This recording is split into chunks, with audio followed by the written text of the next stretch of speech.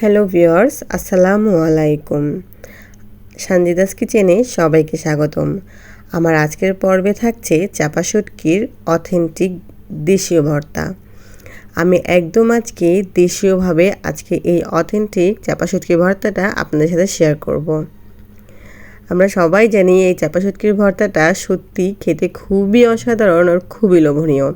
দেখতেই পাচ্ছেন, দেখতেই যতটা লোভনীয় লাগছে, খেতেও কিন্তু খুবই অসাধারণ।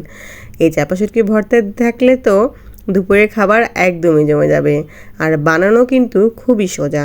দেখতেই পাচ্ছেন, আমি এখানে কয়েক পিস চাপা শুটকি নিয়েছি, 2 কাপের একটু কম পেঁয়াজ কুচি নিয়েছি, রসুন নিয়েছি 3-4টা ও 10-12টা কাঁচামরিচ। এখন কড়াইয়ের মধ্যে আমি রসুনটা হালকা টেলে নেব। দেখতেই পাচ্ছেন, আমি কিন্তু কোনো প্রকার তেল ব্যবহার করিনি এখনও, শুকনোভাবে রসুনটাকে টেলে নিচ্ছি। চাপা শুটকি ভর্তায় কিন্তু বেশি তেল ব্যবহার করা হয় না। এখানে আমি একদম সামান্য হাফ চামচ তেল দিয়েছি, দিয়ে এটা হালকা একটু ব্রাউন কালার করে নেব। এটা হয়ে গিয়েছে, এখন এটাকে আমি উঠিয়ে নিচ্ছি। এখন দিয়ে দিলাম মরিচগুলো আর পেঁয়াজ কুচি। এখানে 2 কাপের একটু কম পেঁয়াজ আছে আর 10-12টা মরিচ, আপনাদের স্বাদ মতো নিতে পারেন। এখন এটাকেও আমি শুকনোভাবে ভেজে নিচ্ছি।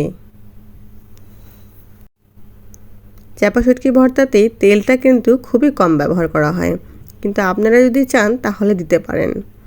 আমি এখানে আরেকবার হাফ চামচের মতো তেল ব্যবহার করেছি। এটা আমি খুব বেশিক্ষণ ভাজবো না, হালকা একটু কালার চলে আসলেই আমি এটাকে উঠিয়ে নেব। চাপা শুটকির অথেন্টিক স্বাদ পেতে হলেই কিন্তু পেঁয়াজ মরিচ বেশিক্ষণ ভাজা যাবে না। এখন আমি শুকনো কড়াইয়ের মধ্যে দিয়ে দিলাম শুটকিগুলো, দিয়ে দেখলেন যে আমি এগুলো শুকনোভাবেই ড্রাই ভেজে নিলাম। ভেজে নেওয়াতে দেখতে পাচ্ছেন চাপা শুটকি কিন্তু এমনিতেই ভর্তা হয়ে গিয়েছে। তারপর এখানে পেঁয়াজ কুচি ও মরিচ কুচি, রসুন কুচি সব কিছু একসাথে দিয়ে দিলাম। এই ভর্তা করতে কিন্তু তেমন কিছুই লাগে না, জাস্ট পেঁয়াজ, রসুন ও মরিচ হলেই হয়ে যায়। এখন আবার এটাকে আমি ভেজে নিচ্ছি। এটা আমার হয়ে গিয়েছে, এখন আমি উঠিয়ে নেব বাটনাতে। এটা আমি বাটনাতেই বেটে নেব। আপনারা যদি কষ্ট করতে না চান তাহলে ব্লেন্ডারে ব্লেন্ড করে নিতে পারেন। এখানে দিয়ে দিলাম স্বাদমতো লবণ, দিয়ে এটাকে আমি বেটে নিচ্ছি।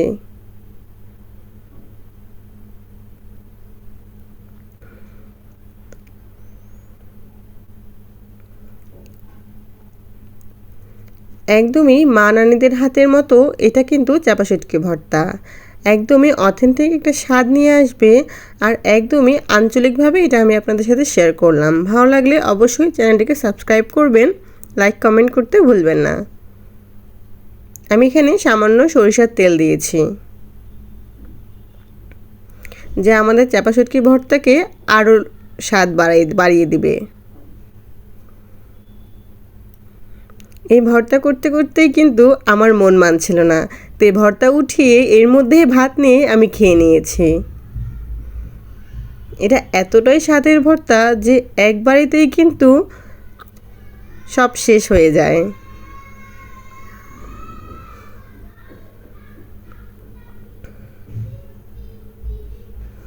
আমি এটাকে জাস্ট এইভাবে শেপ দিয়ে রেখে দিয়েছি।